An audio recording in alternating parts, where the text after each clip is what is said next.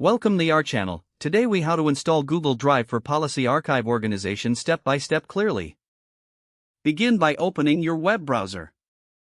Go to the Google Drive website. If you are not signed in, enter your Google account credentials. Once signed in, locate the My Drive section on the left-hand side. Click on My Drive to expand the folder options. To create a new folder for your policy archive, click on the plus new button. Select folder from the drop-down menu. Name your folder something descriptive, like Policy Archive. Click Create to finalize your new folder. Next, navigate to the folder you just created. To upload your policy documents, click the plus new button again.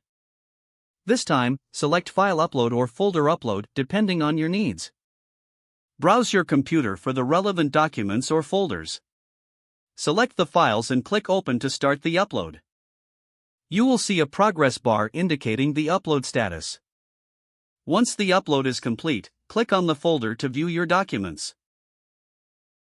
For better organization, consider categorizing policies by type or date. Right-click on any document to rename or move it as necessary. Use the search bar at the top to quickly find specific documents. To share the policy archive with others, right-click on the folder. Select Share from the options. Enter the email addresses of the people you want to share with. Set the appropriate permissions: view, comment, or edit. Click Send to share the folder. To maintain organization, regularly update your policy documents. Periodically review and delete outdated policies to keep the archive current.